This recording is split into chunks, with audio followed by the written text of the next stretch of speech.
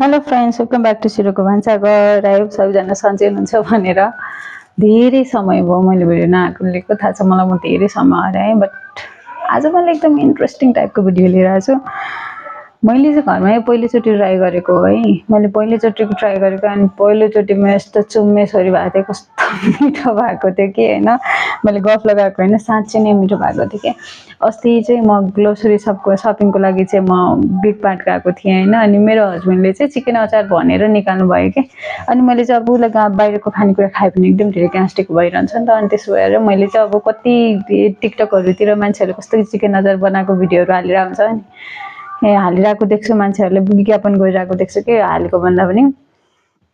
अनि हेर म घरमै ट्राई गर्छु नि त भनेर मैले लिएर आइनँ त्यो।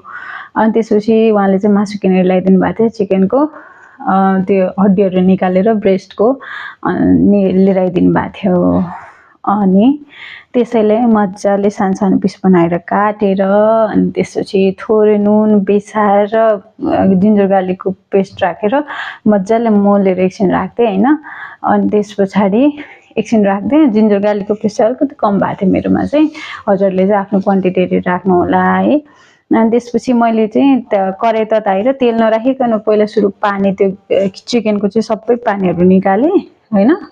अनि त्यस पछाडि मात्र अनि त्यो सबै पानीहरू सुकिसकेपछि मजाले सुकिसकेपछि अनि त्यसलाई एउटा भाँडामा खनाएर फेरि त्यो कराहीलाई सफा गरेर अनि त्यसमा अनि ठिक्कको तेल राखेँ। मैले चाहिँ धेरै तेल राखिनँ किनकि ग्यास्ट्रिक हुन्छ नि त, त्यही भएर धेरै तेल राखिनँ होइन।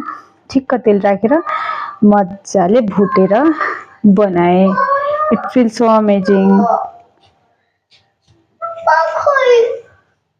अनि त्यसपछि बा त घर जानु भयो नि। अनि तिमी वास्तै गरेन नि त बालाई। मेरो छोरीले आएर बिचमै डिस्टर्ब गरिदियो होइन।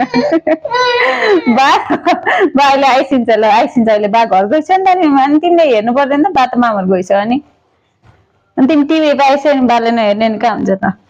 बिचैमा आएर छोरीले डिस्टर्ब गरेँ होइन, छोरीको डिस्टर्बलाई इग्नोर गरेर। म फेरि बोल्दैछु अब के भने मैले बिर्साइदिएँ छोरीले। सानो त्यो नगर न, अर्को दिनको मामा। अनि त्यसपछि तेल बसालेर अनि थोरै टिक्क तेल राखेर मैले चाहिँ मजाले भुटेँ होइन। अनि त्यस पछाडि भुटिसके पछाडि मैले जुन इन्ग्रिडियन्टहरू जुन मसलाहरू चाहिँ मैले राखेको छु त्यो मसलाहरू चाहिँ राखेर मजाले बच्चा भएपछि यस्तो हुन्छ, काम गर्न पनि दिँदैनन् कि यस्तो हुन्छ होइन। घरमा मसलामा चाहिँ होइन जिरा अनि त्यसपछि धनियाँ अनि मसँग भएको 2 चम्चा जति मैले सानो चम्चाको 2 चम्चा जति मसँग भएको त्यो 5 फोरन मसला।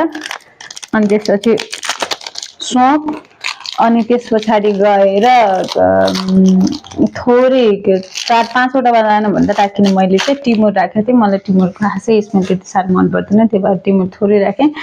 अनि त्यसपछि सुकेको खुर्सानी मजाले पिसेर अनि त्यसो भुटेर पहिला सुरु ड्राई रोस्ट गरेर अनि भुटेर मजाले हालेको थिएँ। यस्तो मिठो भएको थियो। अनि एउटा कुरा चाहिँ मैले यो मसलामा के एड गरेको थिइनँ, मैले हजुरहरूलाई देखाउन बिर्सेछु होइन। मैले चाहिँ त्यसमा त्यो जुन आमचुर पाउडर हुँदैन, मैले चाहिँ आमचुर पाउडर मसँग थियो नि त, मसँग भइरहेको छ आमचुर पाउडर। अनि त्यो चाट मसला म खाँदिनँ कि, त्यो भएर आमचुर पाउडर ल्याएर राख्दैछु, मैले राखेको छु घरमा। अनि त्यो आमचुर पाउडर राखेर मजाले पकाएँ होइन। अनि मैले सोचेको थिइनँ कि यस्तो मिठो हुन्छ भने। लास्टमा मेरो हुने रहेछ कि होइन। यस्तो पिरो पनि टक्क लागेको थियो, अमिलो पनि टक्क लागेको थियो होइन। अनि त्यो जुन लेमन हाल्ने हो, लेमन चाहिँ लास्टमा अमिलोको लागि लेमन लास्टमा राखेको थिएँ मैले, सुरुमा राखिनँ होइन। र मजाले रातो हुने गरी भुटेको तेल ठिक्क मात्र राखेको थिएँ, धेरै राखेको थिइनँ। एकापट्टि चुलोमा चिया बनाउँदै गर्दै गइरहेको छु। मेरो यो एकदम अँध्यारो त्यो दिन घाम लागेको थिएन नि त बनाउँदाखेरि। अनि भित्रको त्यो लाइटले आफै सेकिरहेको छ क्या अगाडि। चिया बनाएर खाँदै मजाले पकाएर खाएँ मैले चाहिँ होइन। एकदम मिठो भएको थियो है। मिठो भएको थियो नि बेबी? कति मिठो भएको थियो भन? कति भएको? 1 महिनाको मिठो भएको थियो। सानोले मिठो भयो कि भएन अरे? भयो अरे? एकदम हेर्दै मिठो भएको थियो। अनि बट्टामा राख्दाखेरि चाहिँ म चाहिँ के सजेस्ट गर्छु भनेर पुरै सेलाइसकेपछि राख्नु होला होइन। पुरै सेलाइसकेपछि राख्यो भने चाहिँ त्यसमा पसिना आउँदैन कि, त्यो भयो भनेदेखि अलिकति लामो समयसम्म हुन्छ। अनि यदि हजुरसँग तिलको तेल छ, नभनेको तिलको तेल छ भने चाहिँ तिलको तेलमा बनाउनु, किनकि एकदम लामो समयसम्म रहन्छ कि होइन। अनि त्यसपछि त्यही हो, मैले चाहिँ बनाएर खाएँ, ट्राई गर्नु होला भन्छु। अनि आजको लागि यति नै। I will see you next video. अनि thank you for watching my video. म धेरै लामो समयदेखि हराइराखेको थिएँ मेरो कामको व्यस्तताले गर्दाखेरि। अब चाहिँ रेगुलर भिडियो बनाउने ट्राई गर्छु भनेर चाहिँ सोचेको छु होइन। अल्छी लागेर बसेको बेलामा के गरौँ अरे युट्युब च्यानल खोलेको मैले, एकदम अल्छी भएको छु म पनि। अनि त्यसपछि अचार अलि धेरै बनाउनु भयो भने चाहिँ एउटा कुरो चाहिँ म के भन्छु भनेदेखि के अरे त्यो फ्रिजमा राख्नु होला कि प्याकिङ गरेर होइन। बाहिर राख्दाखेरि मासु हो नि त, त्यो भएर थ्याङ्क यू फर